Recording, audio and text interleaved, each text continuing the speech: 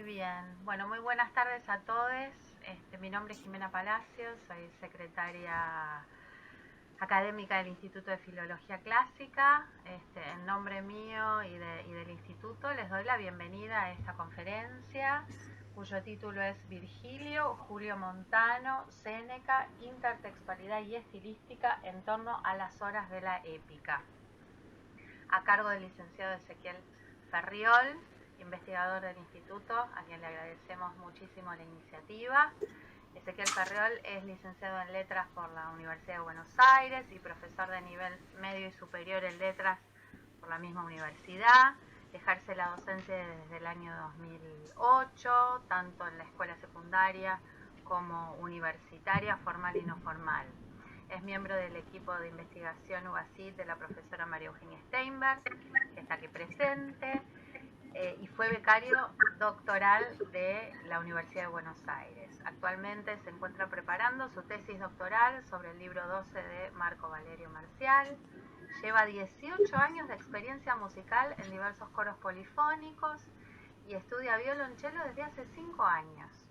Además de sus trabajos académicos, tiene publicados 2 libros de cuentos y poemas, Mugre, del 2008, Mide tus palabras, del 2015, y en conjunto con el licenciado Ramiro Pérez, que también es de la Universidad de Buenos Aires, realizó una edición bilingüe de la Apocoloquintosis de Séneca para la editorial Losada. También es responsable, Ezequiel, de una edición de la obra completa de Evaristo Carriego, de editorial La Docta Ignorancia, de 2017, que recoge textos inéditos hasta entonces de este autor. Bueno, Ezequiel, te damos la palabra entonces. Muchas gracias por la presentación y la bienvenida, Jimena, y bueno, muchas gracias a todos por estar aquí presentes escuchando esta presentación.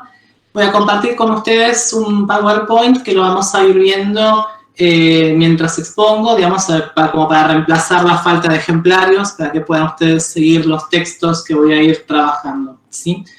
Si no llega a verse el PowerPoint o no pasan las diapositivas o ocurre alguna cuestión técnica, sí avísenme así vemos cómo lo resolvemos. ¿Sí? Por favor. Bueno, empiezo a compartir. Vale. ¿Se ve? Sí, se ve perfecto. Perfecto, bueno, empiezo. Bien, bueno. En el segundo capítulo de la Apocoloquintosis, Séneca introduce por primera vez en el texto de su sátira unas pequeñas secciones en verso. ¿Sí? Bueno, ya sabemos que la sátira menipea tiene este rasgo de ir intercalando prosa con verso, pero el primer capítulo de la Apocoloquintosis es íntegramente en prosa y hasta este momento no habían aparecido los versos. O sea que es la primera vez en la sátira que aparece la poesía. Y son 6 hexámetros, que son estos que se pueden leer en el acá en la presentación. Ya Febo había abreviado en un recorrido más corto el recodo de la luz, y ya crecían las horas del oscuro sueño. Y ya la victoriosa Cintia expandía las fronteras de su reino, y el deforme invierno recogía los gratos honores del opulento otoño, y el tardío vendimiador, puesto que Baco debía envejecer, recogía escasas uvas. Ezequiel, discúlpame que te interrumpa. No pasó la diapositiva. ¿No pasó? No, está... ¿Parada? Ahora sí. Y no está en pantalla completa. Ok, pero ustedes lo ven así. Si quieren lo dejo así, y lo vamos viendo así. No, así lo vemos. Dale. ¿Ahí pasó? Sí. Bien. Bueno, lo que llamaba la atención poderosamente en esos versos, ¿no? Esos 6 primeros versos de la Apocoloquintosis, es el rimbombante nivel de redundancia que tienen. Porque esos 6 hexámetros contienen 5 cláusulas que a través de la descripción de 5 acciones, 4 de ellas personificadas, transmiten de forma persistente y machacona una única información, que estamos a mediados de octubre. Como cada nueva cláusula no es remática, es decir, no aporta nueva información, se hace redundante, y cada vez más, porque cada vez el texto repite exactamente lo mismo de otra forma. De hecho, si quisiéramos despojar a esos 6 hexámetros de todo su ornato expresivo, de todas las personificaciones, imágenes, metáforas, etc., nos quedaría así. Ya estamos a mediados de octubre, y estamos a mediados de octubre, y ya estamos a mediados de octubre, y estamos a mediados de octubre, y a mediados de octubre estamos. El propio ego satírico de la apocoloquintosis reconoce esto inmediatamente después de estos 6 hexámetros, porque dice, puto magis intelegi, sidixero, mensis erat october, dies 3 y 2 octobris. Creo que me haré entender mejor si digo, el mes era octubre, el día, el tercero antes de las idus de octubre, que es el 13 de octubre. A continuación de esto viene una pequeña digresión. Se habla de que es imposible decir qué hora es, porque es imposible que 2 relojes den la misma hora. Después viene otra pequeña digresión acerca de cuán fastidiosos son los poetas, lo cual viene inmediatamente después de 6 hexámetros sumamente redundantes. O sea, efectivamente son fastidiosos los poetas, pero es de desear que el lector haya podido tolerar ese agobio. Porque después de eso, el ego satírico vuelve a desplegar su redundancia poética, pero esta vez con la hora del día. Esa hora del día que se acababa de decir que era imposible determinar con precisión. Y el capítulo 2 cierra con 3 hexámetros más, igualmente redundantes. Ya Febo había completado con su carro medio círculo y más cercano a la noche agitaba las riendas exhaustas, retirando la luz inclinada por un sendero oblicuo. Mediante 3 perífrasis bastante altisonantes y echando mano al motivo mitológico del carro del sol que circula, digamos, en el firmamento, esto lo único que está diciendo es que la acción de la apocoloquintosis se va a situar al mediodía. Y como puede apreciarse, en el último verso con obliquo flexam, se está planteando una doble redundancia, porque se está diciendo 2 veces seguidas que la luz está un poco más inclinada, un poco más curva. Tomando al pie de la letra el contexto de aparición de estos 9 hexámetros, 6 por un lado, 3 por otro, podría interpretarse que la apocoloquintosis lo que está haciendo es llevar adelante con ellos una crítica hacia el uso desmedido de este tipo de figuras retóricas por parte de los literatos, por parte de los autores poéticos. De hecho, el propio Quintiliano en esas instituciones, el libro 8, parte 6, parágrafo 60, afirmaba que el uso de estas perífrasis con fines expresivas era muy frecuente entre los poetas. Dice literalmente, est apud poetas frequentissimus. Sin embargo, esto podría ser hacia una persona en particular y no hacia los poetas en general, como plantea la apocoloquintosis en el texto, literalmente, porque en su importante comentario a esta obra de 1864, Franz Bücheler llamó la atención al hecho de que estos versos de la apocoloquintosis, y en realidad todo el capítulo, se trata en realidad de una posible invectiva contra un individuo, un poeta particular y en concreto, Julio Montano. Muy pocas cosas se saben sobre la vida de Julio Montano. Ovidio, en Pónticas, libro 4, poema 16, versos 11 y 12, nos cuenta que se dedicó a escribir épica y elegía y que alcanzó cierto renombre como poeta en estos 2 géneros. Esto lo confirma el testimonio de Séneca, pero el padre, quien en las controversias, libro 7, capítulo 1, parágrafo 27, lo califica de egregios poeta, o sea, poeta eximio, excelente, descollante. Además, el retórico cordobés nos cuenta que Montano floreció durante el principado de Tiberio y llegó a pertenecer al círculo estrecho de este emperador.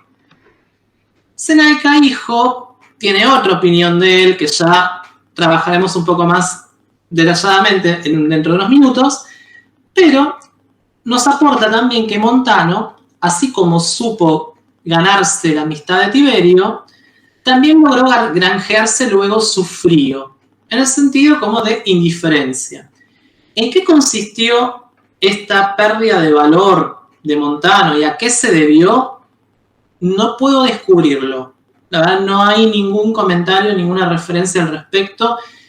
Y sí pude constatar que algunos especialistas se lo confunden con el hijo, que se llama igual, Julio Montano, y que tuvo un episodio bastante inquietante durante el Principado de Nerón. Parece que evitó que lo asesinaran en medio de la calle y fue enjuiciado por eso, bueno, en fin. Y como se llaman igual, hay una superposición y algunos especialistas como que confunden unos con otros. Pero bueno, ¿por qué cayó en desgracia ante Tiberio? No lo sabemos. Suetonio, en la biografía que escribe de Virgilio, capítulo 29, nos brinda en realidad otra información bastante interesante acerca de Julio Montano. Y en realidad no es algo que diga él, sino que es algo que trae de Séneca. No dice cuál de los dos. Yo creo que en realidad se trata del padre, pero bueno, trataré de demostrarlo quizás en el transcurso de esta exposición. Y Suetonio dice que Séneca cuenta que el poeta Julio Montano solía decir que le habría robado, le habría birlado algunas cosas a Virgilio si hubiese podido arrebatarle no solo la voz, sino también su expresión y su apariencia, y que en efecto cuando él mismo los pronunciaba, o sea, Virgilio, los versos sonaban bien, pero sin él eran vacíos y mudos. Hollis, en su edición de los poetas fragmentarios romanos del 2007, anota que esto es un indicio bastante fuerte a favor del hecho de que Montano haya podido presenciar una lectura pública de Virgilio, leyendo sus propias obras. Pero este discurso referido de Suetonio nos resulta significativo, porque con estas palabras, si efectivamente Julio Montano las pronunció, ese poeta estaba reconociendo abiertamente no solamente su voluntad de plagiar a Virgilio, sino también el hecho de que solo lo detenía la certeza de que ese robo sería inútil, porque no podría alcanzar las cotas de poder o de belleza expresiva, ya que solamente se pueden robar las palabras, pero no es otro que es solamente propio de Virgilio, que es su fuerza expresiva. Como veremos en el desarrollo de este trabajo, es posible que Julio Montano haya estado mintiendo y es posible que Séneca hijo se haya dado cuenta. Por lo pronto, y para regresar por este punto de partida nuestro, parece que Julio Montano era un especialista en esto de cómo se indica la hora dentro de un texto poético o literario, la deixis temporal. Porque es en colación a la deixis temporal que Séneca padre lo trae a colación en las controversias.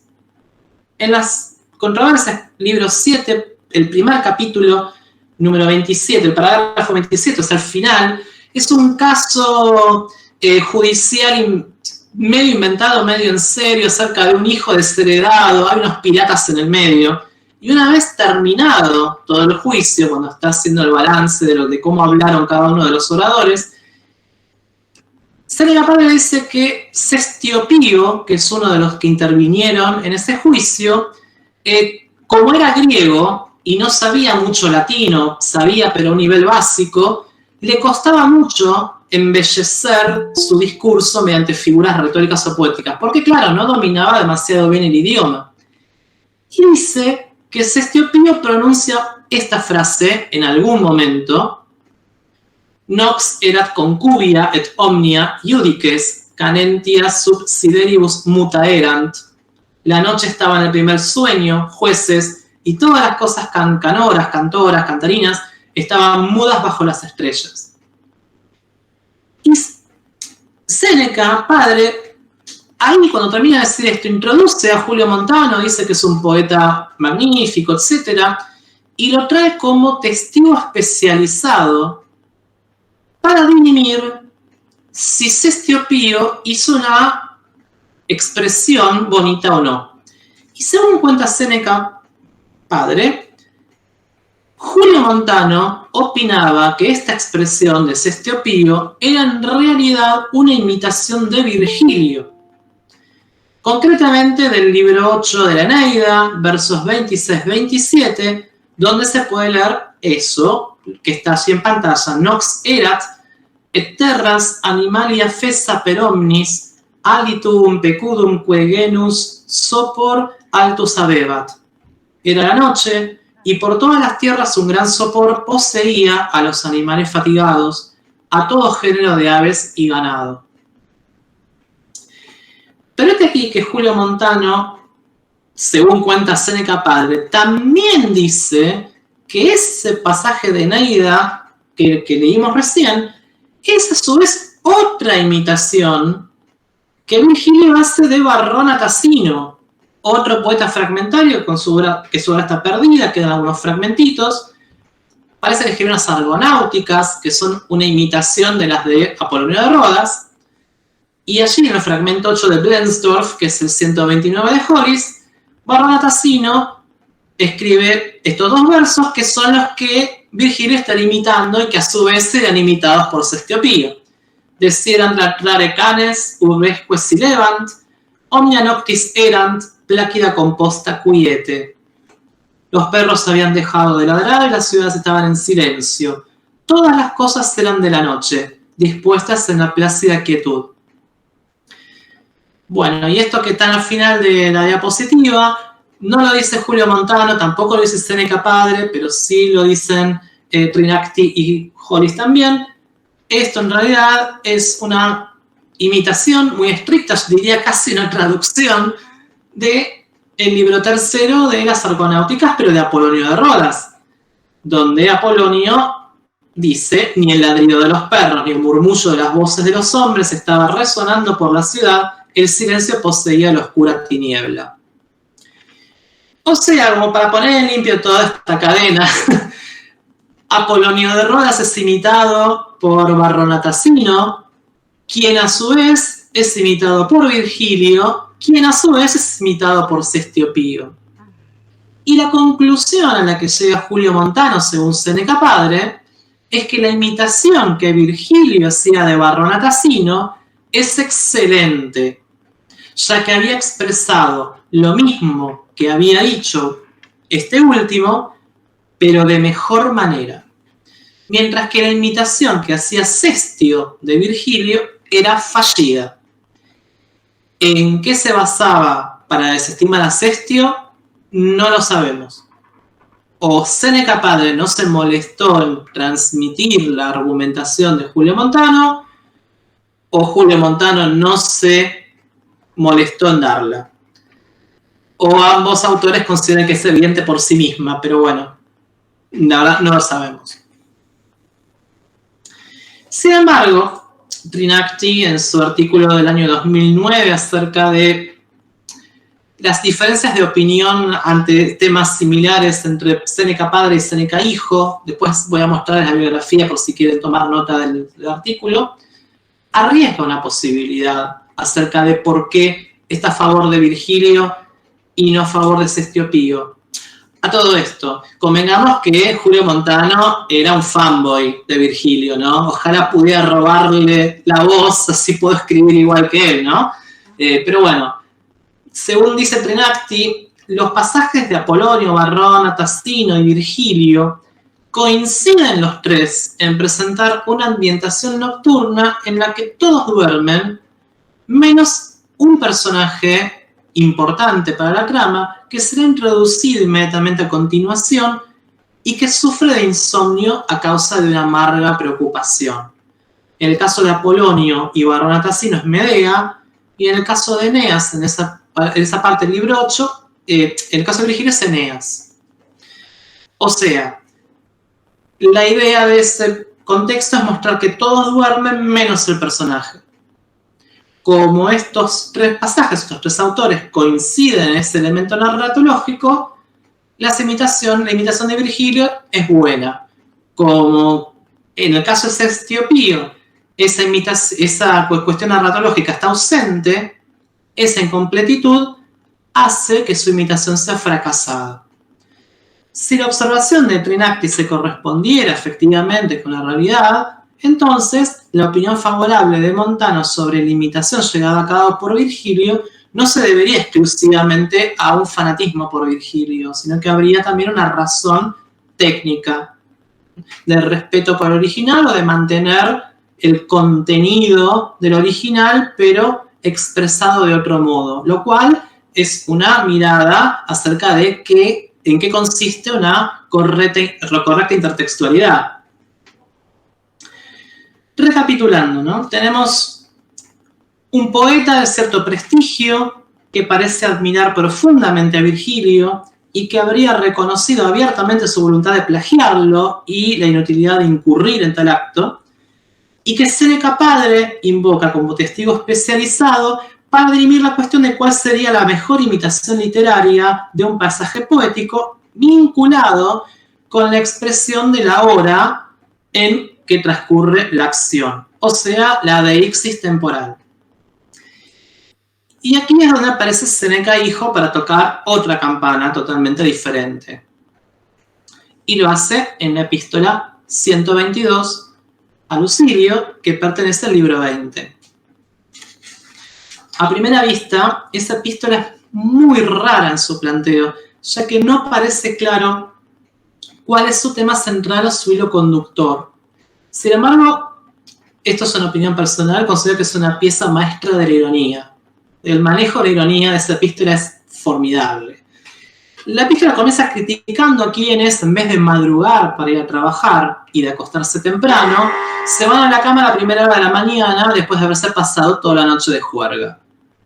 En medio de esa argumentación para sustentar esa valoración moralizante, Séneca cita, sin que parezca venir mucho a cuento, un pasaje de Virgilio, concretamente Geórgicas, libro 1, 250-251, que es eso que tienen allí, ¿no? Nosque ubi primus equis oriens ad flavit anelis, illic sera rubens accendit lumina vesper.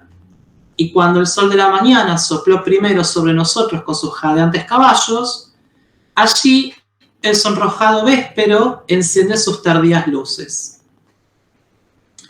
Luego Séneca enumera algunos ejemplos adicionales de personas cuya conducta es contraria a la naturaleza. Los que beben vino en ayunas, los hombres que se visten de mujer, los que se visten como jóvenes siendo ancianos, los que desean rosas en el invierno. Y a cada una de estas personas le dedica una pequeña descripción, una pequeña valoración, y a continuación de todo esto se pone a hablar de Julio Montano. Esta juxtaposición no augura nada bueno para este último, ya que por implicatura conversacional, Séneca lo está singularizando como un ejemplo adicional dentro de ese catálogo de personas antinaturales o contrarias a la naturaleza. La actitud del filósofo estoico queda en evidencia rápidamente, porque en una frase muy similar a la que escribió su padre, como veremos ahora, nos dice: Requitabat Montanus Iulius Carmen, tolerabilis poeta, et amicitia Tiberi notus et frigore.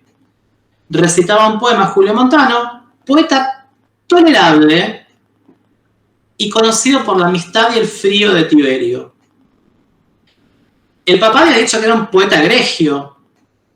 Para Séneca hijo es tolerable. Y si Séneca hijo te dice que sos tolerable es porque claramente sos imbancable y no lo puede decir abiertamente o no quiere decirlo abiertamente.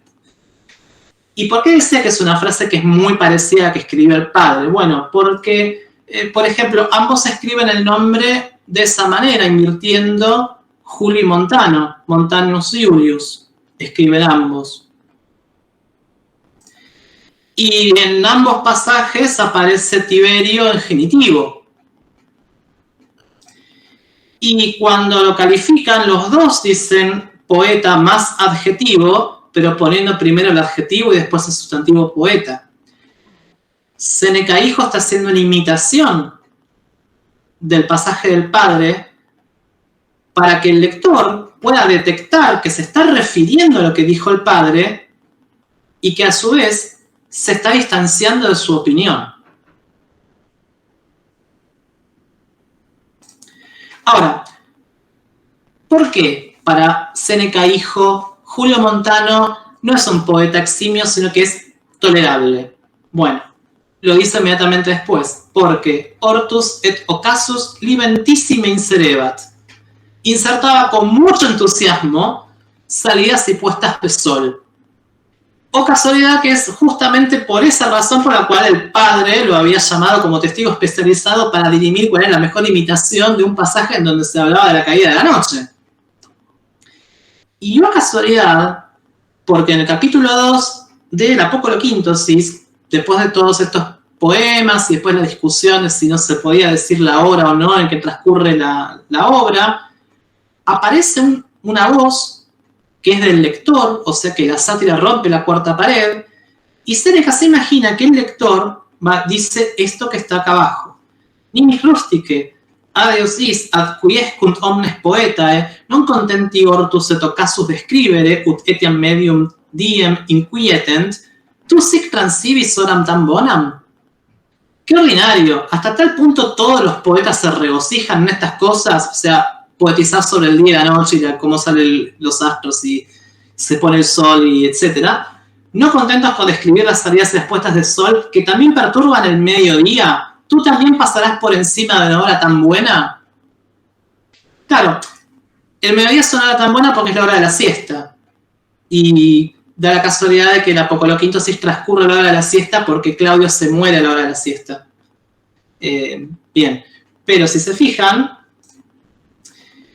en la epístola 122 a Lucilio, cuando está hablando de por qué, de este rasgo estilístico de Julio Montano de meter muchas puestas y salidas de sol, dice Hortus et occasus, que es exactamente lo mismo que escribe en el capítulo 2 de la Apocoloquíntosis con el mismo orden. Lo cual demuestra que ambos textos están en coincidencia y que efectivamente si uno es una invectiva contra Montano, el otro también, aunque la Apocoloquíntosis no lo nombre. Pero Séneca no va a hacer afirmaciones sin fundamentos, porque después de decir esto que acabamos de ver, transcribe dos párrafos o dos pasajes, mejor dicho, de Julio Montano.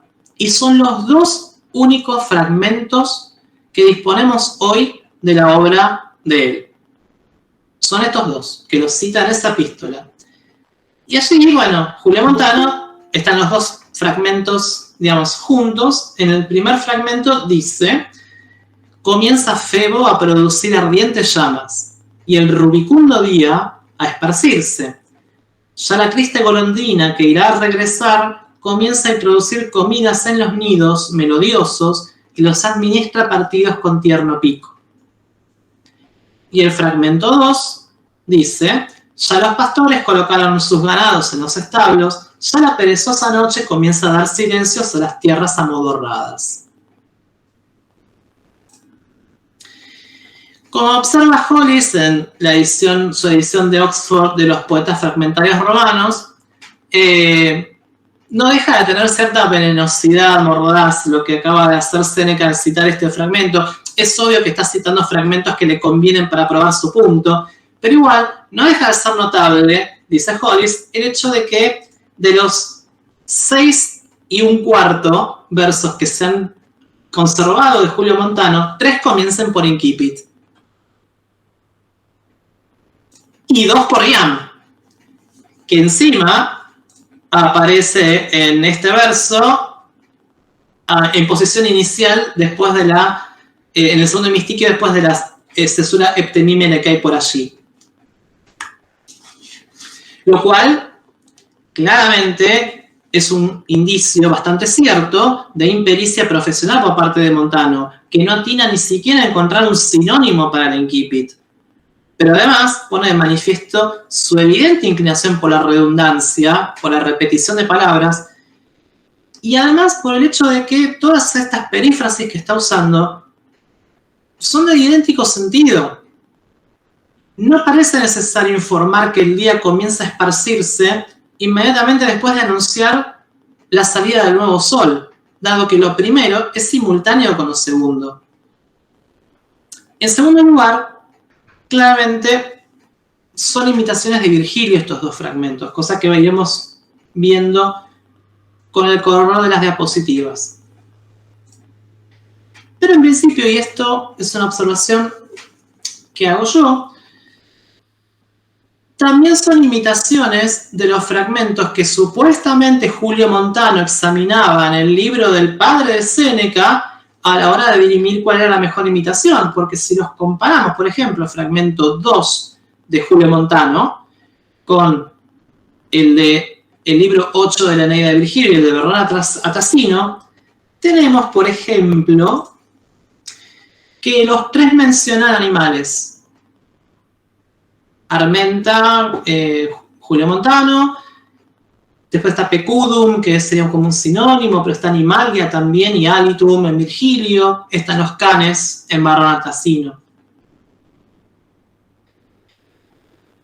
De Virgilio parece que está tomando Julio Montano la insistencia sobre el campo léxico del cansancio, del sopor, el sueño, ¿no? Fesa sopor en Virgilio, sopitis pigra en Julio Montano.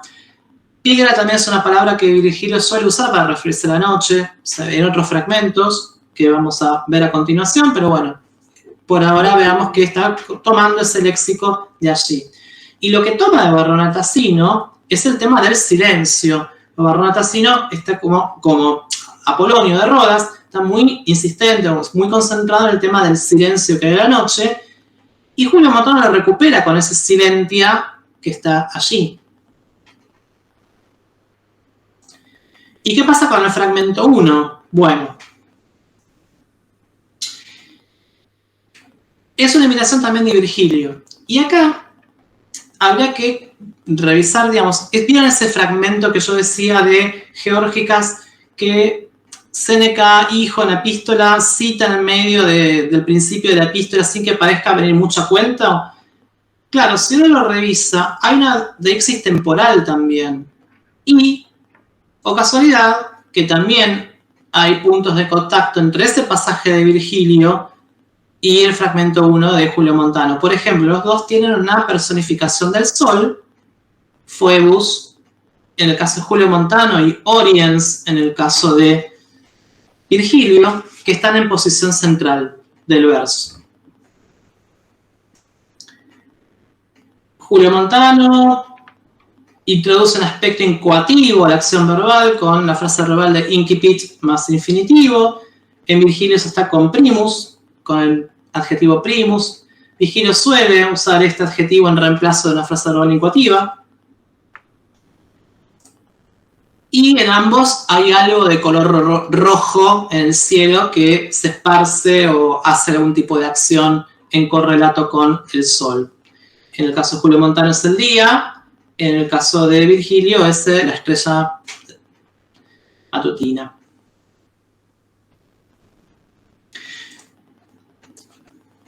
Pero esto no termina acá, porque bueno, como vemos, Hollis, tomando esto de Séneca, que Séneca estaría sugiriendo que estas expresiones de la obra de Julio Montano están inspiradas en Geórgicas, porque esa es la obra con la cual dialoga y que señala como locus similis.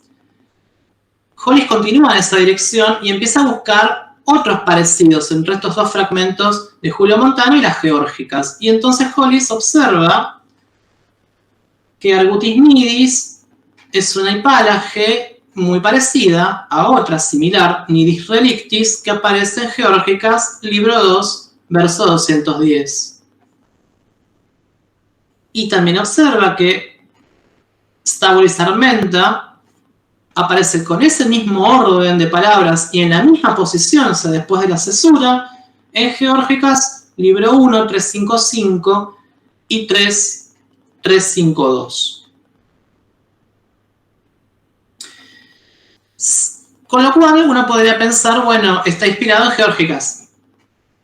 Sin embargo, a mí me gustaría abrir un poco el campo de búsqueda y no concentrarnos solamente en Geórgica, sino pensar en que esos recursos, esa forma de indicar la obra, podría estar tomada en general de toda la obra de Virgilio. Porque Moretum, por ejemplo, en el comienzo de Moretum, vemos algo similar. Los 5 primeros versos de Moretum dicen: ya la noche había cumplido 10 horas invernales y el ave centinela había anunciado el día con su canto, cuando el campesino Símulo, cultivador de un campo pequeño, temiendo el triste ayuno de la luz venidera, levanta poco a poco sus caídos miembros del vil lecho. La frase sigue, pero con eso ya me alcanza. Porque tenemos como notable semejanza con lo que escribe Julio Montano, Iam en posición inicial de verso, y de hecho la primera palabra del poema, en correlación con un cum en el tercero. Quiere decir entonces que, está bien, agradecemos que Séneca, hijo, haya indicado, haya señalado, digamos, la imitación de Virgilio con ese pasaje de Geórgicas. Lo que quiero decir es, no es el único lugar de donde Julio Montano pudo haber tomado ese tipo de recurso. Pero bueno, resulta evidente a la luz de todo esto que estamos viendo, esta serie de imitaciones, primero que Julio Montano mintió, o sea, efectivamente le terminó robando a Virgilio, aunque decía que no lo haría porque era inútil. Lo hizo. Y resulta evidente que el propósito de Séneca hijo, además de separarse un poco de la opinión de su padre, es poner en evidencia a Julio Montano y probar que se trata de un poeta redundante y plagiario de Virgilio. Esa es de hecho la valoración sobre la obra de Montano que ha prevalecido en la crítica y que ha llegado a promover posiciones un tanto exageradas, como la que desarrolla Otto Sweirling en su monumental Die Vergil und Ovid Revision in Tiberischer Zeit de 1999. Es un libro enorme y está todo el tiempo hablando de Montano, la cantidad de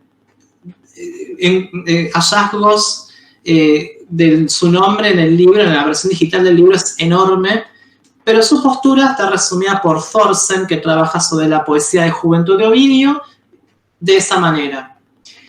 Aparentemente el método que siguió Sweirling es buscar rastrear en el texto de Virgilio y de Ovidio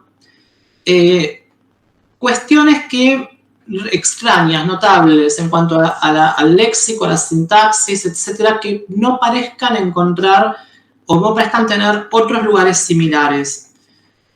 Todos esos lugares Sweirling los postula como interpolaciones. Y la conclusión a la que llega Sweirling es que Julio Montano debió haber sido editor de Virgilio y de Ovidio durante el periodo de Tiberio y que plagió gran parte de las obras de Virgilio y de Ovidio que leemos hoy en día. Entonces, digamos, Thorsen no hace el catálogo de las partes de Virgilio porque, bueno, ella trabaja sobre Ovidio, pero sí, gran parte de Eneida, sobre todo de los últimos libros, según Sweirling, está toda escrita por Julio Montano. Y en cuanto a Ovidio, bueno, ahí lo tienen, ¿no? Todas las heroidas son todas de Julio Montano para Sweirling. Amores 2.18 también, entero. El verso 3.4.5 del libro 3 de Lars Amandi también, todo el Medicamina Faciae y, por supuesto, la parte de Lars donde Ovidio dice que escribió ese libro. Todo eso es falsificado y lo habría falsificado Julio Montano. Me parece una postura un tanto exagerada, pero bueno, está claro que está promovida o está basada en esta lectura que hace Séneca de él. Bien, antes de eso, ¿no? Ahora entonces, me parece que podríamos revisar, entonces, sin irnos al extremo de Sweirling, podríamos quedarnos y confiar un poco en lo que nos dice Séneca. Séneca nos dice que Julio Montano admiraba a Virgilio y que es plagiario de él. Bueno, vamos a quedarnos en ese marco. Y ahora vamos a pensar o tratar de descubrir qué es lo que toma concretamente de Virgilio, de qué manera lo toma y con cuánta fidelidad y de dónde lo toma. Bueno, ¿qué es lo que toma? Es básicamente la deixis temporal. La deixis temporal es una necesidad narratológica. O sea, es imposible tener un texto narrativo en donde no existe la necesidad de decir en qué momento del día transcurre la acción que voy a desarrollar. En todo relato es necesario indicarlo. Pero es cierto que lo que hace Julio Montano es un poco más especial porque hay unas figuras de perífrasis, hay un uso de iam, etc. Bien. Ya en Homero podemos encontrar casos de deixis temporales similares. Por ejemplo, en Ilíada, libro 1, versos 175-178, tenemos ese pasaje que dice: cuando el sol se puso y surgió la oscuridad, entonces durmieron al lado de las amarras de popa de la nave.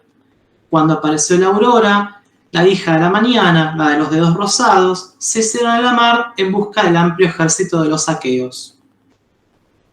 Este pasaje contiene consecutivamente dos deixis temporales, que son bastante similares a las que estuvimos analizando hasta el momento, y podemos puntualizar diversos rasgos estilísticos. En primer lugar, la deixis temporal está encabezada por un adverbio temporal. Hemos, ¿no? Hemos. Luego hay una descripción del estado del firmamento y de los astros. Esa descripción puede ser hecha de forma muy breve, como en el primer verso, ¿no? El sol se pone y la oscuridad surge. O puede expresarse por medio de una personificación embellecida con otros recursos poéticos, por ejemplo, en este caso, los epítetos, ¿no? Está la personificación de la aurora y el clásico epíteto, la de los dedos rosados, la hija de la mañana, etc. Pero inmediatamente después de eso viene una descripción de lo que hacen los seres humanos en ese momento. O sea, primero se empieza con una descripción del cielo y de los astros, etc., y después los seres humanos, después los seres vivos. Y hay una oposición entre esos dos planos que está marcada por, en este caso, de tote, kaitote. La poesía helenística desarrolla y retoma esta forma, esta confección de la deixis temporal de Homero y la enriquece, ¿no? Vemos, por ejemplo, esa de Apolonio de Rodas, que es la que imitaba a Barrana Tassino, ¿sí? Pero el pasaje completo es un poco más largo, es el libro 3 del 744 al 751, y dice: la noche entonces trajo la oscuridad sobre la tierra, y en el mar los marineros miraron desde las naves hacia la Osa Mayor y las estrellas de Orión. El viajero y el guardián de la puerta deseaban complacer el descanso, y el letargo del sueño rodeaba a una madre de un niño que hubo muerto. Ni el ladrido de los perros ni el murmullo de las voces humanas, ¿no?, estaban resonando por la ciudad. El cielo poseía a la oscura tiniebla, pero el dulce sueño de ningún modo había capturado a Medea. Esta deixis temporal, por supuesto, es más larga y es más compleja, dado que presenta dos cláusulas en vez de una, referida al estado del cielo, que es la primera, la del verso 744, y la que viene después en el 750, cerrando esa larga oración, ¿no? Y en el medio, rodeadas por esas dos cláusulas, están nada menos que 4 que describen la conducta humana y animal como consecuencia de la llegada de la noche. La oposición entre ese orden natural, ese orden celestial, si se quiere, y el animal, como consecuencia de la llegada de la noche, están señaladas por el uso del clásico geocoordinante men de, por ejemplo. Y la descripción de la llegada de la noche también se hace en términos similares a los homéricos, esto de que surge la oscuridad, pero se enriquece con más ornato expresivo, ¿no? Sin embargo, la diferencia más importante con respecto a Homero es evidentemente tanto la aparición de la perífrasis como su empleo acumulativo. Justamente ese es el modelo, este es el modelo helenístico, el modelo de Apolonio de Rodas, que después pasará a Roma y que es imitado por Virgilio y después, subsiguientemente, por Julio Montano. Sería justo preguntarse acá por qué Apolonio no es redundante con sus múltiples perífrasis, mientras que Julio Montano sí lo es. La respuesta se encontraría en la comprobación de que la perífrasis tenga o no una finalidad expresiva concreta. En el pasaje citado, de Apolonio, las múltiples perífrasis tienen un propósito evidente: mostrar que todos los seres vivos, incluso algunos que están sumamente atribulados, como la madre del niño que hubo muerto, pueden conciliar el sueño, o lo pueden desear, como el guardia que tiene que cuidar la ciudad, pero desea el sueño. Lo cual sirve como preparación para el final de este pasaje, donde hay una oposición fuerte marcada por ese Alá al comienzo de frase, donde Medea es la única que no puede dormir. En cambio, en los pasajes de Julio Montano, tal como los citó Séneca hijo, no se percibe una finalidad para las perífrasis allí existentes, simplemente están. Es cierto que solamente disponemos de las porciones de texto que Séneca decidió citar, por lo que no sabemos qué podía haber antes, qué podía haber después, y es posible que esa finalidad faltante estuviera en las partes del texto que no tenemos. Lamentablemente, como la obra de Montano se perdió y solamente quedaron esos dos fragmentos que cita Séneca, todos los análisis que podamos hacer están condicionados, tanto por la mirada como por la tijera de Séneca. Y eso es algo con lo que hay que de pronto tener cuidado. Bien, sin embargo, uno podría decir, bueno, ha tomado la deixis temporal con el modelo helenístico, de Apolonio de Rodas originalmente, pero a través de varios autores hasta llegar a Virgilio. Pero eso no explica por qué repite tantas veces el iam, que aquí no hay tanta repetición de adverbios temporales encabezando estas expresiones perifrásticas de la hora. Bueno, es cierto que el uso del iam es un rasgo estilístico característico de Virgilio, pero ¿de dónde lo saca?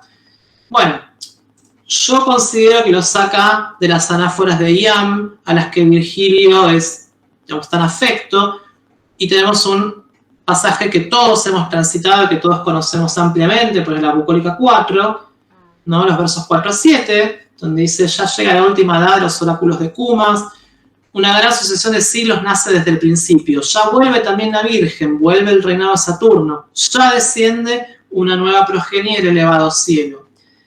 Y digo que es como el ejemplo que todos vamos a tener en la cabeza porque, bueno, hay 3 iam en 4 versos. 2 en posición inicial, 1 en central después de la cesura, que es exactamente lo mismo que veíamos en los fragmentos de Julio Montano que transmite Séneca. Había 2 iam en posición inicial y 1 en segundo hemistiquio. Con lo cual, llega el momento de decir, bueno, ¿qué buscaremos en qué corpus? Bueno, el corpus que vamos a definir para buscar es, digamos, qué es lo que está tomando Julio Montano, consistirá en las 3 obras canónicas de Virgilio: las bucólicas, las geórgicas y la Eneida.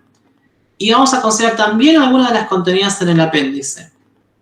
No voy a introducirme en el larguísimo enigma que tanto ha dado que hablar a lo largo de los siglos y que tantas respuestas diferentes ha suscitado acerca de cuál es la autoría de cada uno de esos poemas, si es auténtica o no. Para los efectos del presente trabajo voy a considerar solamente los Carmina Minora, en los cuales exista al menos un testimonio procedente de la antigüedad clásica a favor de la autoría de Virgilio, concretamente Catalepton, Priapea, Dirae, Quiris y Culex, y aquellos en los que exista un porcentaje de duda razonable significativo, como el Etna, el Moretum y Copa. ¿Qué vamos a buscar? Bueno, vamos a buscar usos de iam en indicaciones de la hora, más o menos embellecidas con personificaciones y otras figuras estilísticas, en correlación o no con cum, con ubi y con tum. Y vamos a buscar usos de iam en anáforas, contemplando sobre todo en qué contextos Virgilio las emplea. Van a ser descartados otros usos de iam que no se ajusten a los 2 contextos contemplados que acabo de detallar, y vamos a descartar también otras deixis temporales que no contengan yam, como la que ya citamos de Virgilio, Eneida 8, 26, 27, que dice era la noche, y nada más que eso, y otras anáforas que existan en el texto que no contengan yam. Ese va a ser nuestro recorte. Una vez obtenida, depurada esa muestra, vamos a observar la ubicación de la palabra yam. ¿Está comenzando la cláusula o no? ¿Está en posición inicial de verso o no? ¿Está pospuesta? ¿Qué correlatividades hay con cum, con ubi y con tum? Con cum y con ubi, porque ya hemos visto en los ejemplos que cita Séneca y los ejemplos que estuvimos viendo, que suele estar en correlación con un cum o con un ubi, como el ejemplo que cita Séneca dijo en la epístola 122 a Lucilio como locus similis, y tum también porque suele aparecer también en esos contextos. Vamos a notar también si en cada uno de esos encuentros que tengamos va a haber o no personificaciones, y vamos a también ver la focalización. ¿A qué me refiero con focalización? A cómo se da la deixis temporal, o sea, empieza comentando cómo están los astros y después pasa a la esfera humana, a la esfera de los seres vivos, o hay otro tipo de desplazamiento que todavía no hemos contemplado. Eso es lo que vamos a observar. Bueno, esa búsqueda, por supuesto, ya está hecha y conseguí una muestra de 49 lugares. No digo que sea una muestra exhaustiva, que esté completa, que esté todo, pero es una muestra bastante amplia. Creo que puedo sacar algunas conclusiones generales que sean válidas. La voy a separar en dos, ¿sí? Voy a empezar por los del yam anafórico, porque me parece que es un ejemplo como más sencillo de resolver. Estos son los lugares que están contemplados en mi muestra. Hay bucólica y Eneida y hay bastante del apéndice, culex y quirix, más que nada, ¿no? Pongamos un ejemplo, ya vimos el de bucólicas 4, pongamos otro de Eneida como para tener otro patrón de comparación, otro punto de comparación. Eneida 1, 120 a 123, Iam walidam ilionei nawem, iam fortis sacati, et qua vectus abas, et qua grandaemus aletes, wicit iems. Ya la tempestad ha vencido la valerosa nave de Ilioneo, ya la del fuerte Acates, y aquella por la cual fue llevado avante, y aquella por la cual el anciano Aletes. Iam, ¿no? Comienzo de verso, y al final, después de un segundo hemistique, después de la cesura. Pero esas anáforas, como la de bucólica 4 y como esa que vimos de Eneida, a veces tienen una formulación especial que me parece bastante interesante, que es cuando el yam aparece escrito 2 veces seguidas en el mismo verso.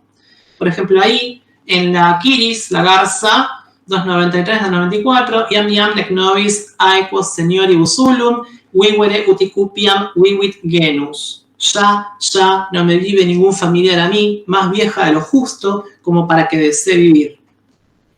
Que también se encuentra en un uso así, pues digo, porque Quiris es una obra sobre la que hay dudas si efectivamente es de Virgilio o no, pero sin embargo, en Eneida tenemos el mismo recurso.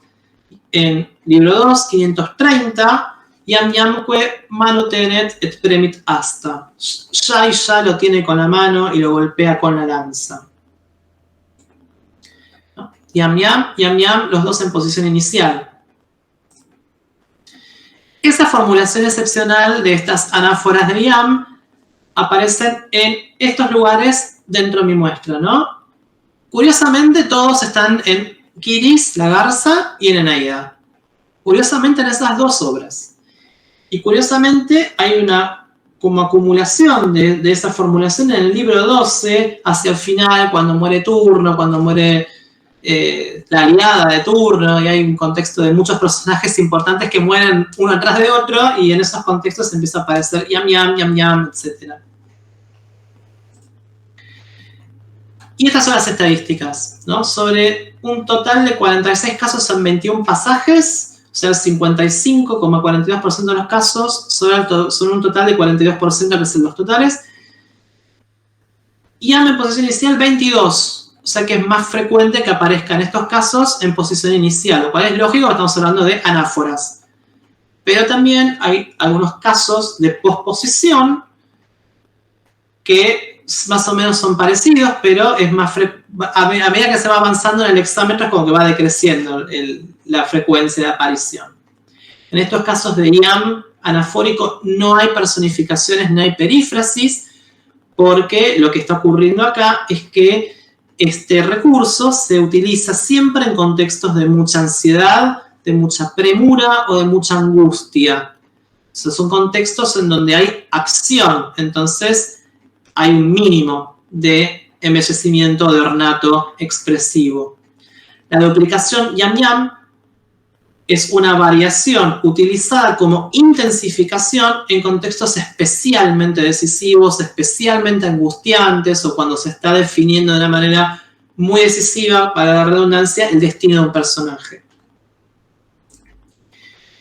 ¿Y qué pasa con IAM cuando aparecen deixis temporales? Bueno, hay más cantidad de lugares, ¿no? Y más cantidad incluso de textos canónicos, de los textos canónicos, ¿no?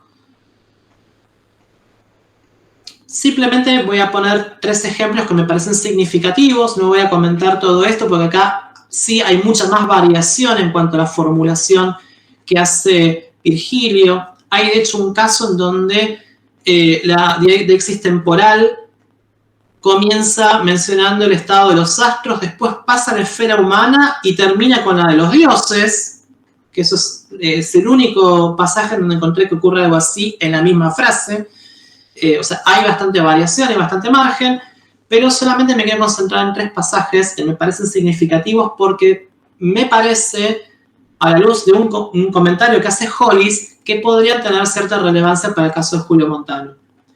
¿Cuál es el comentario que hace Hollis? Hollis dice que los 2 fragmentos que cita Séneca de Julio Montano dan la sensación de que pertenecen al mismo poema y que en un momento sale el sol y en otro momento se pone, y entonces hay algo en el medio que es lo que Séneca se salteó. Si Hollis está en lo cierto, y efectivamente Séneca citó los 2 fragmentos de un mismo poema donde había un transcurso del día, etc., bueno, ese es el plan de escritura o el plan argumental del Culex, del mosquito, que también comienza en la mañana, prosigue al mediodía y termina en la noche. Y en el Culex hay 3 indicaciones de cada uno de esos 3 momentos del día, y son las siguientes. Culex 42-46.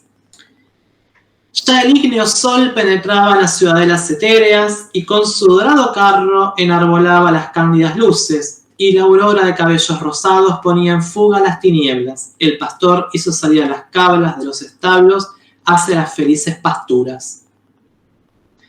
Tenemos IAM pospuesto acá, pero lo tenemos. Tenemos la figura del carro del sol, el motivo mitológico. Tenemos la mención de algo de color rojo o rosado que hace algo mientras el sol hace otra cosa. Hay una personificación de la aurora. Y tenemos la palabra stabulis acá, que, si se recuerdan, en el fragmento 2 de Julio Montano aparecía, tomado de Geórgicas, por lo menos de 2 lugares de Geórgicas.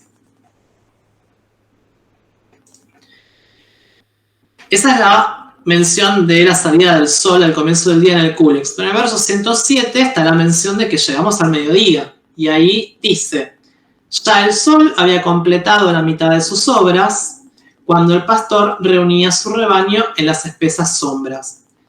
Ya la expresión es parecida incluso a la que usaba Séneca. Ya el sol había dado la mitad de su círculo, ¿no? Cambia un par de palabras. Pero tenemos acá IAM, posición inicial, en correlación con un cum, también en posición inicial.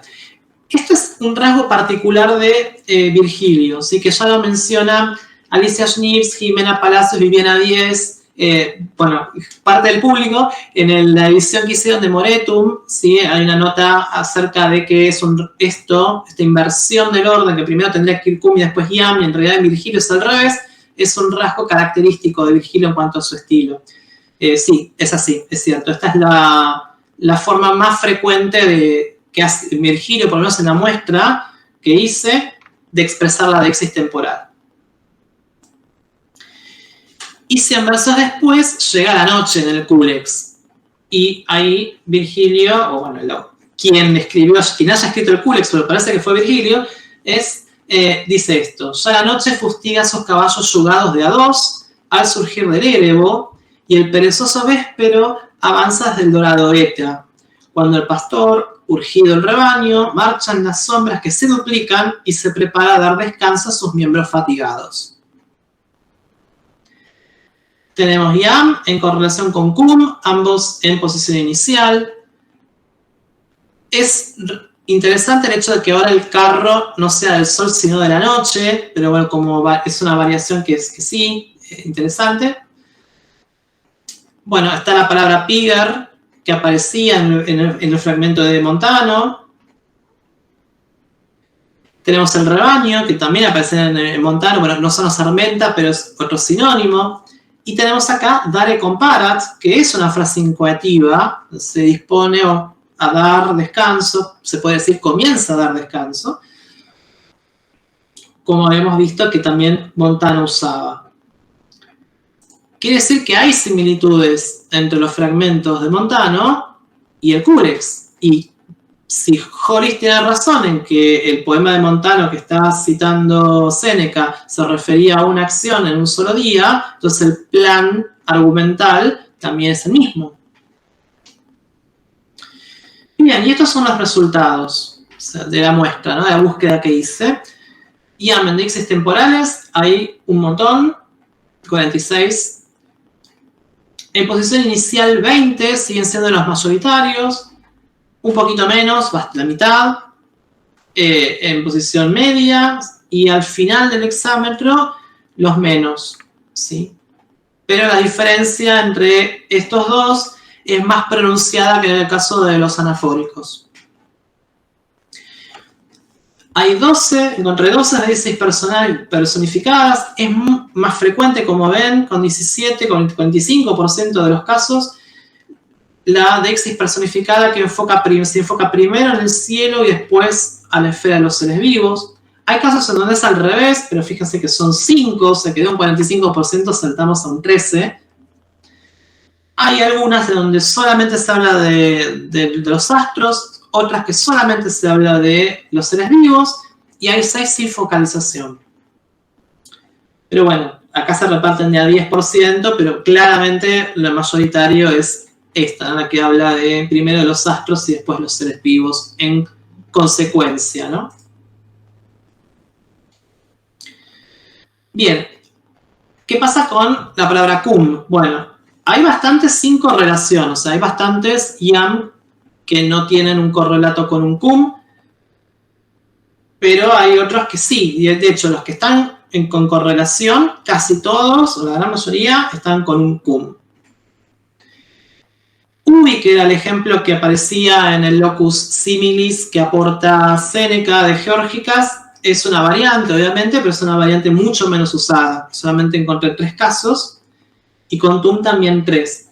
La suma de estos porcentajes acá, o de cantidades, no da completa, porque en realidad hay pasajes que tienen correlatividad con cum y con tum, entonces es como que tuve que contarlos 2 veces, por eso hay más cantidad acá, no hay 16, sino que acá ya hay 20, ¿no? O sea, hay 4 que están sobrando, tiene que ver con eso.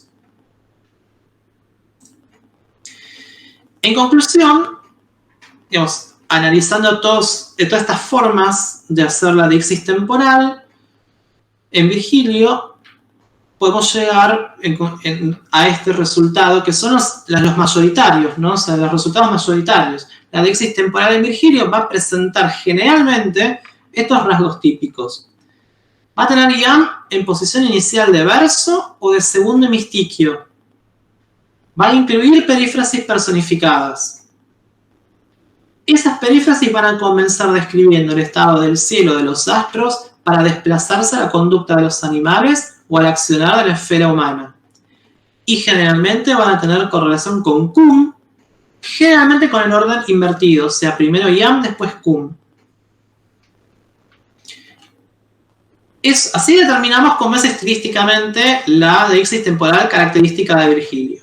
Bueno, y ahora podemos volver a Julio Montano y ver si esto Montano lo toma tal cual, se introduce una variante o qué es lo que hace. Ese es el fragmento primero. Y encontramos lo siguiente. Hay presencia de yam en posición inicial de un segundo hemistiquio. En este caso no hay correlación de yam con cum, pero bueno, tenemos que tener la salvedad de que Séneca no siguió citando, entonces no sabemos si después de esto había un cum o no. Hay una personificación del Sol, Phoebus, que está en posición central del hexámetro, como era frecuente en los casos que estuvimos viendo. La focalización de las perífrasis se desplaza del orden celeste al plano de los seres vivos, o sea, primero el Sol y el día, después la golondrina. El rasgo que sí parece característico de Julio Montano es el hecho de que se acumulen perífrasis que tengan el mismo referente y que no aporten información nueva, lo que los convierta en redundantes. Quizás sea eso lo que Séneca está criticando de él. Además de que, bueno, limita demasiado a Virgilio, ¿no? Después presenta el léxico que está empleado por Virgilio, Argutis Nidis, etc. Rubicunda dies. Y después, por último, claro, repite incipit. Vamos a fragmento 2, esos 3, 2 y un cuarto que cita Séneca. Bien, tenemos.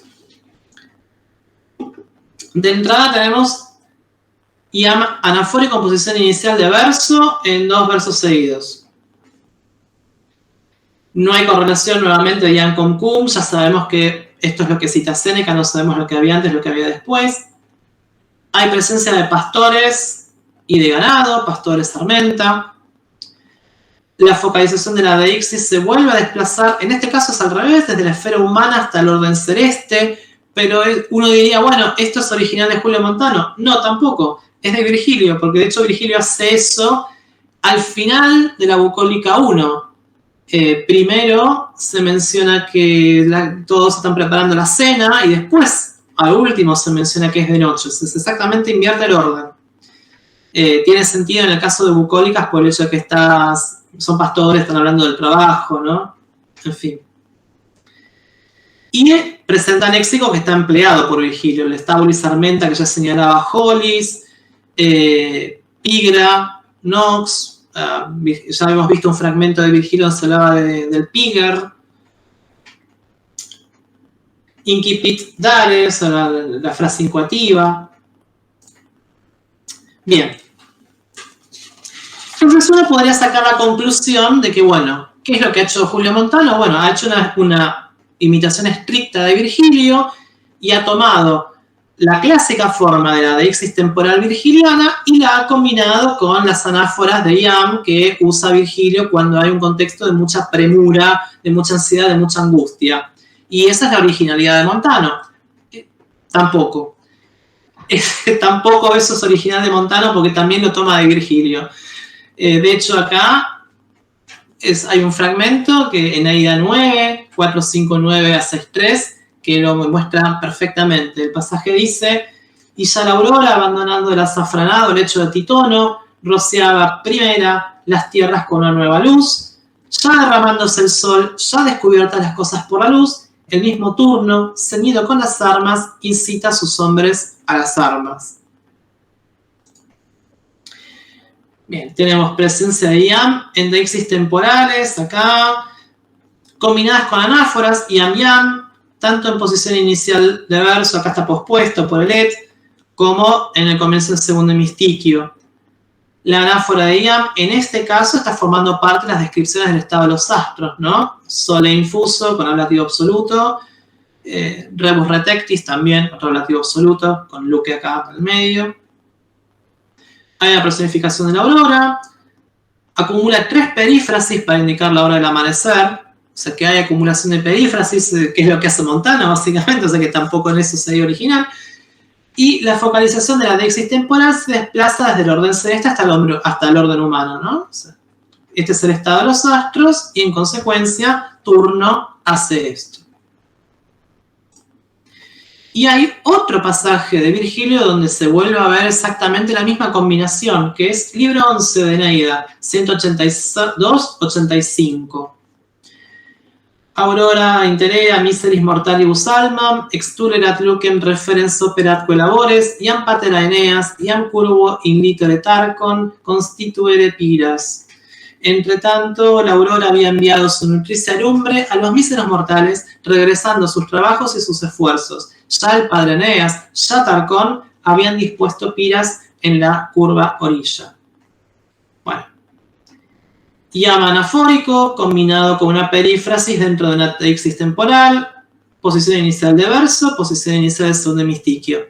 Lo mismo que ya veíamos, o habíamos notado como el estándar, ¿no? Personificación de la aurora, que acá no está en posición inicial, pero la tenemos. La focalización en este caso se desplaza desde el orden celeste hasta la esfera humana y, en este caso, el iam está en la esfera humana, no en la esfera celeste, o podría ser una variación del ejemplo anterior. Pero acá tenemos, en dos casos, la combinación de repeticiones de iam anafóricas con la deixis temporal que hace Montano. O sea que ni siquiera en eso ha sido original, también en eso está haciendo una imitación estricta de Virgilio. Bien. Volviendo a Séneca, para ver, bueno, si eso es lo que hace Montano, entonces cómo lo imita Séneca o qué es lo que hace Séneca en esos hexámetros de la Apocoloquintosis. Bueno, claramente lo está imitando Montano, ¿no? Porque pone iam en posición inicial de verso, hay 3 personificaciones del sol, la luna y el vino, no están ubicadas ninguna en posición central, hay una acumulación de perífrasis que tienen el mismo referente, que no son remáticas, o sea que no acumulan, no aportan información nueva, son redundantes. Y así como Montano repetía incipit, o sea, había 3 versos que empezaban con incipit, aquí Séneca venenosamente repite carpebat. Acá y acá. Pero repite carpebat luego de usar 2 sinónimos, crescebant y augebat. Acá ya es como que ni se gastó en buscar un sinónimo. Claro, Julio Montano repetía incipit 2 veces en un fragmento muy breve, en posición inicial encima.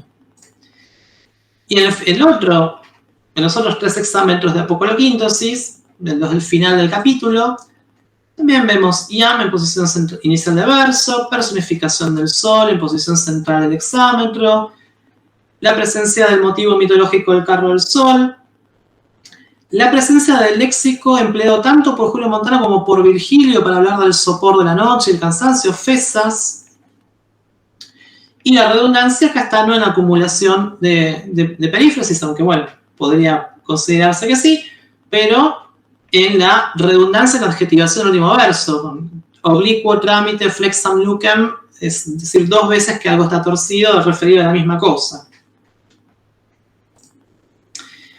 En suma, Montano está imitando muy estrictamente el estilo de Virgilio y lo está haciendo con una actitud de seriedad. Quiere ser un émulo de Virgilio. Por lo tanto, su imitación es genuina, no tiene ningún atisbo de burla. Según los términos de Genet, en su clasificación de las intertextualidades, lo que está haciendo es una forgerie, o sea, una imitación seria del estilo de otro autor. Séneca hijo, por su parte, está realizando una imitación de Julio Montano, pero su propósito es otro. Su propósito es burlarse de él, desenmascararlo como plagiario de Virgilio. Por lo tanto, el régimen de su intertextualidad no es serio, sino satírico, y procede mediante la exageración, la caricaturización de los rasgos estilísticos de su hipotexto, para poner en evidencia lo que está haciendo Julio Montano. Entonces, en términos de Genet, este es otro tipo de intertextualidad. Los hexámetros del segundo capítulo de la Apocoloquintosis son una charge, una carga contra el hipotexto de Séneca hijo. Bien. 10 siglos después, tenemos una especie de revival de la épica de la mano de los cantares de gesta franceses, y ahí tenemos, por ejemplo, la Chanson de Roland, como la línea de ese cantar de gesta, ¿no? La línea argumental, se extiende durante varias jornadas. El poeta se ve ante la necesidad de expresar de algún modo el paso de los días y de las horas. Y entonces tiene que echar mano de la deixis temporal. Y entonces se pueden ver cosas como esta, los versos 718-19 de la tirada 56. Réveillez jour, la nuit est asserie, Carlos se dort, l'empereur riche. El día se va, la noche ha caído, Carlos se duerme, el emperador poderoso. Un siglo más tarde, se pone por escrito el poema de Miocid. Y allí se pueden ver varias indicaciones de la hora. Es bastante abundante en deixis temporales el poema Miocid. Y todas son muy parecidas a las de la Chanson de Roland. Por ejemplo, los versos 311 y 312 del poema Miocid parecen un calco de la que acabamos de leer de la Chanson de Roland, porque dicen: el día es seguido, la noche quería entrar, a esos caballeros mandólos todos yuntar. Que si se recordará es una expresión muy cercana a la que usaba Homero en ese fragmento que habíamos visto ya al comienzo de esta exposición, porque también se está diciendo: el sol se pone, la oscuridad surge, en el mismo verso, ¿no? La deixis temporal, como vemos, se está haciendo de forma muy breve, muy escueta, sin personificaciones ni otros artificios. Se juxtapone el fin del día y la llegada de la noche, y se desplaza el foco del orden celeste a las acciones humanas. Por eso podríamos equiparar, en cuanto a la expresión, las deixis temporales de la Chanson de Roland del poema Miocid a ese modelo de deixis temporal de cuño homérico. Pero luego vendría el Roman Courtois y después llegarían las novelas de caballerías. Una de ellas gozó de mucha fama, y no es La Maíz de Gabla, sino la segunda, la historia del magnánimo, valiente e invencible caballero Don Belianís de Grecia, escrita por el abogado Jerónimo Fernández, abogado del rey Carlos V, y publicada en 1545. Tanto el hecho de que su autor fuese abogado y por lo tanto supiera latín, como la ambientación troyana de la historia de Belianís de Grecia, hacen previsible una muy fuerte influencia de la literatura clásica en el relato de la gesta de Don Belianís. Por lo tanto, no puede resultar extraño encontrar ecos virgilianos en la deixis temporal de Don Belianís de Grecia. Y así, por ejemplo, en el capítulo 16 de la primera parte, folio 24b de la edición de 1564, se lee: ya la claridad de Apolo comenzaba a mostrar con sus rayos aumentadores de las nocturnas dehesas la clara mañana de aquel más que todo celebrado día de San Juan, con harta más muestra de alegría que en el suceso de él se esperaba, cuando en la ciudad de Persépolis se comenzó tanto ruido de menestrines que parecía que toda se hundiese. De entrada arrancamos con un ñam en posición inicial. La llegada del nuevo día se expresa mediante la personificación del sol en Apolo, en el dios Apolo. La focalización del narrador pasa de la naturaleza al ser humano. Esto coincide a grandes rasgos con la deixis temporal que estamos viendo y con la de Virgilio en particular. No obstante, también aparecen en el pasaje precedente algunos elementos que producen cierto escozor. La mención de la noche por medio de una metáfora agraria, las dehesas, que es vuelta impura por el adjetivo precedente, nocturnas. Entonces ahí sabemos de qué está hablando. La hipérbole, que se mantiene constante en toda esa descripción por el uso frecuente de superlativos perifrásticos, más que todos, harta más, y del adverbio de cantidad, tanto.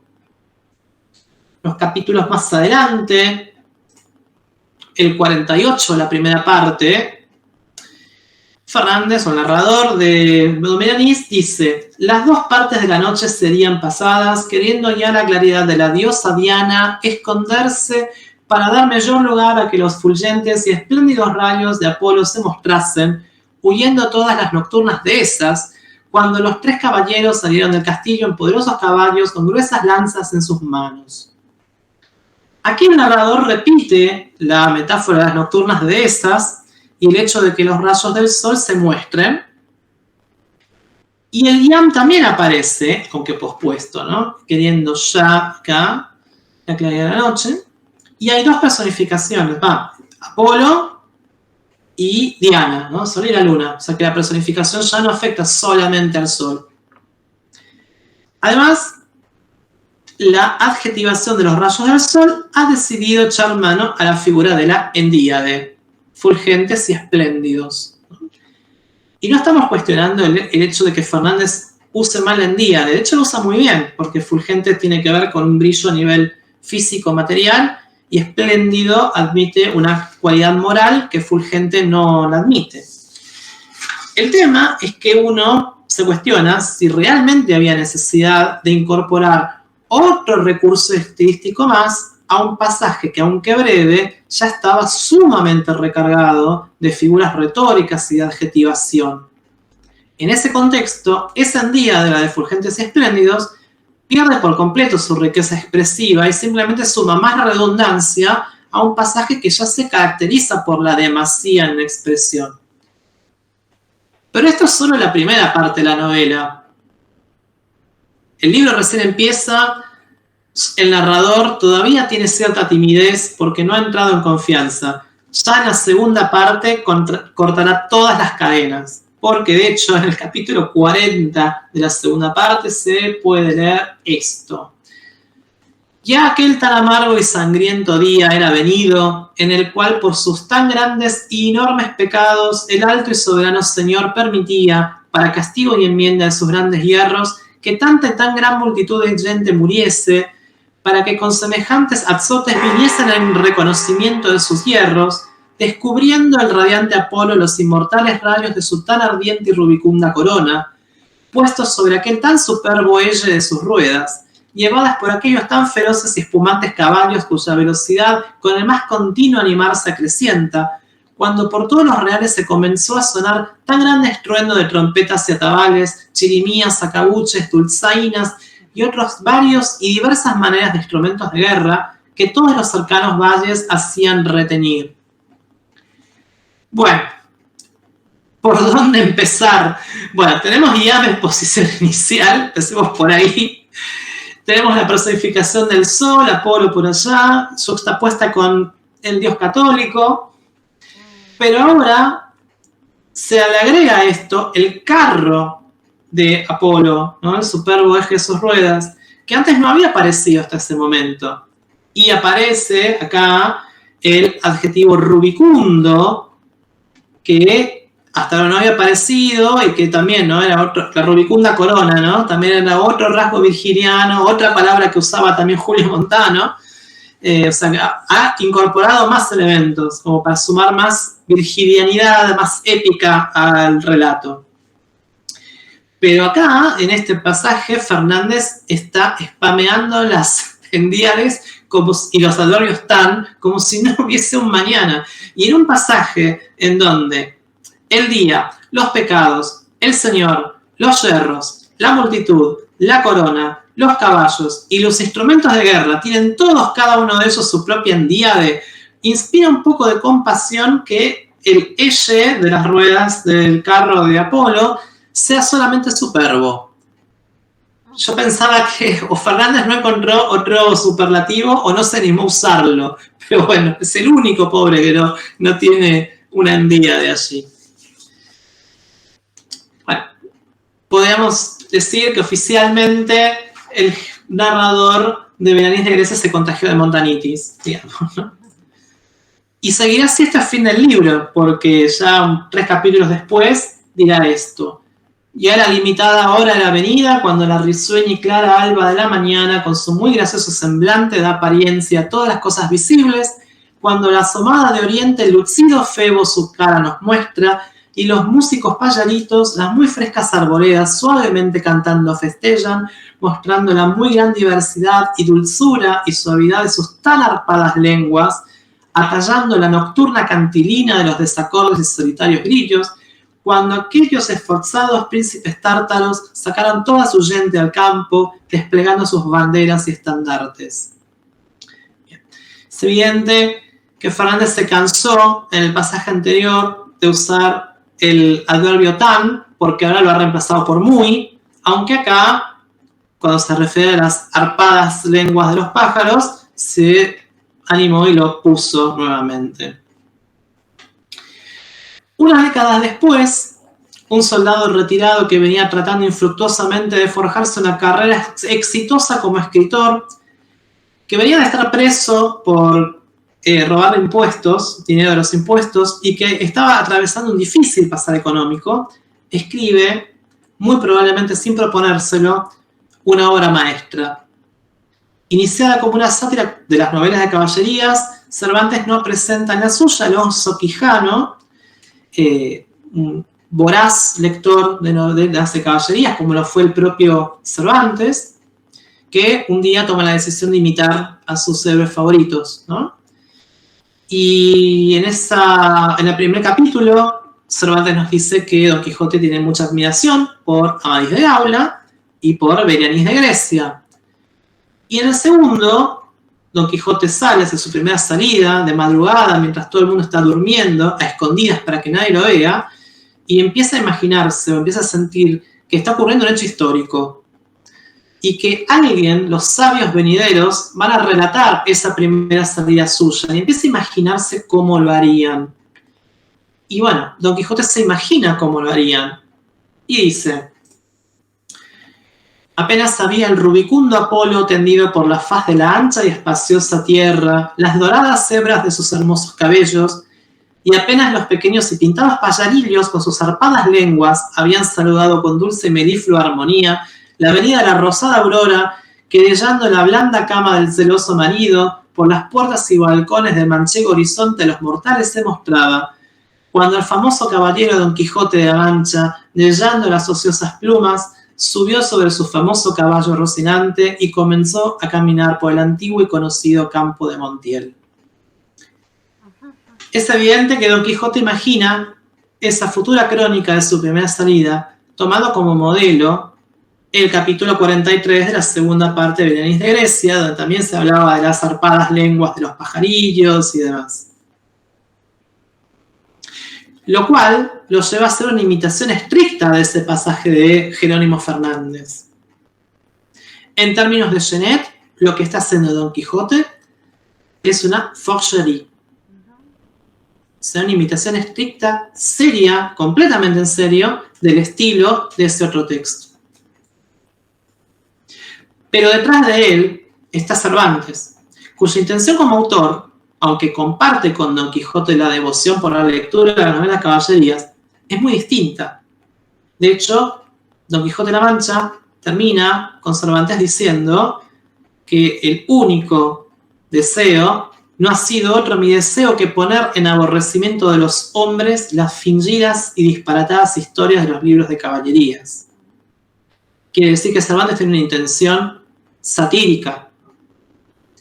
Entonces lo que está haciendo aquí es esto que para Don Quijote podría ser una imitación seria de un modelo que él quiere imitar, para Cervantes es en realidad la burla, la puesta en evidencia de ciertos rasgos estilísticos que se consideran burlescos, dignos de ser burlados. O sea, que Cervantes en realidad está haciendo una charge, como diría Genet. Dicho de otro modo, lo que está haciendo Cervantes es el mismo tipo de puesta en evidencia y de burla que había hecho Séneca hijo en el segundo capítulo del Apocoloquíntosis para burlarse de los excesos de Julio Montano. La humanidad acostumbra a cometer una y otra vez los mismos errores y a contar una y otra vez los mismos chistes. Bueno, esto es todo. Gracias por haberme escuchado. Ahí tienen la bibliografía. Puedo pasar alguna diapositivas después para que puedan tomar nota de los artículos. Gracias por haberme escuchado. Bueno, muchísimas gracias, Ezequiel. Interesantísimo. Nunca pensé que íbamos a terminar con Cervantes. La sí. verdad. Bueno, primero decirte que sí, esto, interesantísimo, alucinante, me pareció el recorrido. Pensar en estos personajes marginales de la literatura latina como Julio Montano, que parece digno de una novela, un personaje de novela. Digo, todo tu análisis estilístico, digo, hay un hilo narrativo de la biografía de este personaje que me parece algo para destacar, ¿no? Primero. Y después preguntarte, hago la primera pregunta, de cómo fuiste, digamos, cómo es la génesis de este trabajo. Digamos, empezaste con Séneca y cómo fuiste asociando y construyendo este recorrido de lectura que hiciste tan extenso. Sí, en realidad esta investigación empezó hace poco. Viste que, como vos dijiste muy bien, habíamos hecho con Ramiro la edición para Losada y ahí habíamos hablado de Julio Montano, pero nos habíamos quedado en lo que teníamos en ese momento, ¿no? O sea que Virgil había observado que había una relación con la epístola 122 a Lucilio y que había una invectiva a Julio Montano porque, bueno, en la misma temática había una imitación entre ambos y listo. No había profundizado mucho más. Bueno, un día Mauji me invitó a dar una clase ahí en Latín 5 con respecto a la Apocoloquíntosis. Yo preparé la Apocoloquíntosis, seleccioné el capítulo 2, justamente porque me interesaba porque era la primera vez en el texto que aparecían versos, entonces podía mostrar esto del prosímetro, etc. Y ahí yo como que me animé a profundizar un poquito más, a ver qué pasaba, ¿no? Y en ese mismo interín estaba leyendo Para leer a Cervantes, de Martín de Riquer, que es la reedición de la aproximación a Quijote, con otras cosas más. Y ahí Riquer hacía el vínculo entre Cervantes, el segundo capítulo, y ese pasaje de Vilaniz de Grecia. Me leía Vilaniz de Grecia, que es genial, es buenísimo Vilaniz de Grecia. Y bueno, y ahí empecé como a decir, bueno, estaría bueno ver mejor qué es lo que imita Montano, cómo lo hace, si es estricto o no, porque estaba como la visión de que a muy grandes rasgos, ¿no? De hecho, yo tengo hay un artículo que está citado en mi bibliografía de Artigas, del 2005, que dice, es evidente que es una copia de Virgilio, y bueno, está bien, es evidente, pero ¿en qué términos se hace? ¿De qué modo? ¿Cuán estricta es esa imitación? Y también pensándolo en los términos de cómo entendían los romanos la intertextualidad, ese concepto de imitatio, ¿no?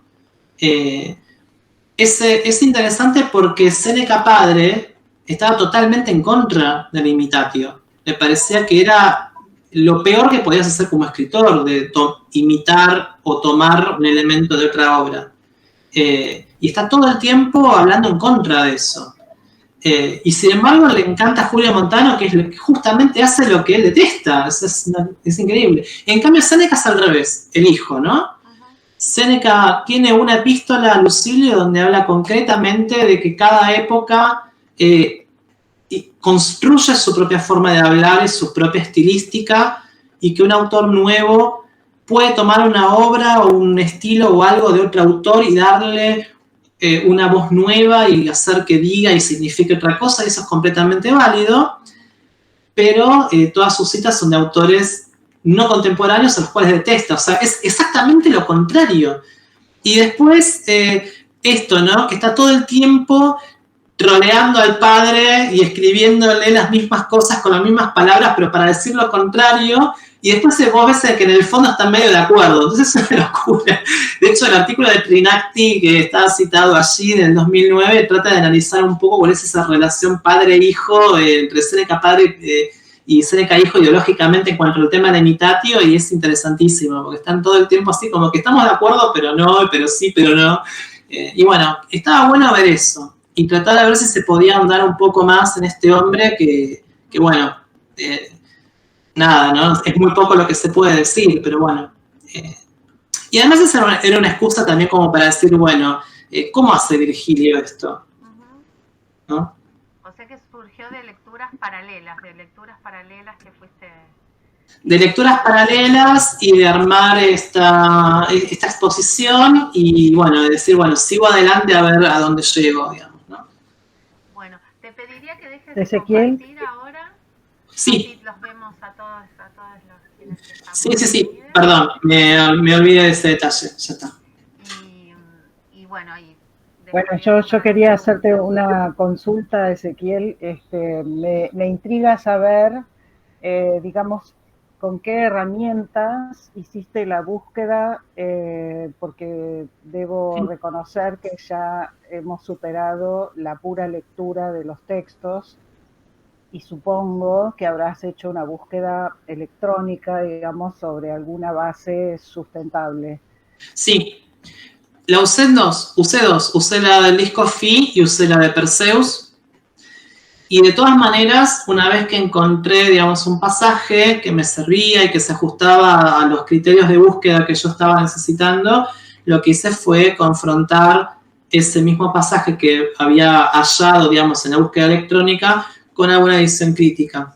Entonces, las del apéndice virgiliano están todas confrontadas con la de Robinson Ellis para Oxford, la de Neida Georgicas y Bucólicas está con la de Minors, en fin. Claro. Y para ver si había variantes, si había alguna cuestión así medio extraña. Me pareció fantástico ese señalamiento de las fórmulas, digamos, que la épica homérica tenía y las fórmulas de la épica helenística, que difieren particularmente, como lo señalaste muy bien, mostrando los ejemplos y acercándonos a un Virgilio que trabaja a la manera helenística, detallando primero los procesos vinculados con el cielo y la naturaleza y a continuación los animales o los seres humanos en acción. Me parece una formulación clarísima de lo que, digamos, se podría nuevamente chequear esta cuestión en otras narraciones. Me imagino Jimena con Apuleyo. El asno de oro de Apuleyo. Me veo estas formulaciones de cómo a quién se asimilaba Apuleyo al momento de describir, y lo mismo con cualquier otra formulación narrativa a lo largo de la historia de la literatura, ¿verdad? Porque sí, ahí se pueden descubrir modelos claramente. Un poco la idea de meter a Quijote tiene que ver con eso, ¿no? Decir, bueno, increíblemente, o no tanto, pero varios siglos después vuelve a pasar exactamente el mismo fenómeno y casi de la misma manera, ¿no? Sí, que se está matando de risa mientras escribe Cervantes. Sí. De todas maneras, había observado para que cuando termine de armar, digamos, el texto escrito, porque por ahí estaría bueno mandarlo a Anales para ver si se puede publicar, hay un pasaje de Estacio donde también hay una formulación de la deixis temporal que es muy parecida. Libro 4. Comienza con una descripción de que ya viene la primavera, etcétera, y empieza a usar yam, y como 2 estrofas después, nosotros, hay una estructura priamera en el medio, o sea, ahí la está variando, la está enriqueciendo con otras cosas, como para no imitar estrictamente a Virgilio, pero es básicamente el mismo planteo, ¿no? Ya viene la primavera, el cielo pasa hasta estas cosas, y a mí me pasa hasta otra. Interesante, sí, interesante. Bien, formidable Julio Montano, así siendo descubierto en sus triquiñuelas para progresar en la escritura, digamos, con sus modelos. Sí, no, y formidable el descubrimiento también. Es increíble, la epístola 122 es increíble, porque es el nivel de ironía y el manejo de ironía que tiene Séneca. O sea, si hay alguien que le queda alguna duda de que la Apocoloquinto si fue escrita por él, tiene que leer la epístola 122, porque es tan irónico todo lo del planteo. Y sin embargo, él se queda con su máscara de filósofo estoico de que no va a dejar salir ninguna emoción y que está muy mesurado en todo lo que dice. Y si uno se fija en la juxtaposición y cómo va engranando la argumentación, lo está atacando y lo está destruyendo, pero con la mesura del filósofo estoico, ¿no? Es genial, es muy bueno. Bueno, no sé si tenemos más preguntas, comentarios. Sí. Julieta había dicho un comentario, me parece que lo perdí. Ah, sí, con el Perwigilium Menelli. Sí, claro. Claramente, sí. Muy bien. Bueno, Ezequiel, bueno, te agradecemos muchísimo. Agradecerles a todos y a todas y todos los que se han dado cita hoy para esta conferencia tan interesante, que ya mañana va a estar en nuestro canal de YouTube, y que los esperamos para próximas actividades del instituto, que nos sigan como siempre en las redes. Bueno, un abrazo. Aplausos. Un abrazo para todos. Gracias por escuchar. Muchas gracias. Nos vemos pronto. Gracias.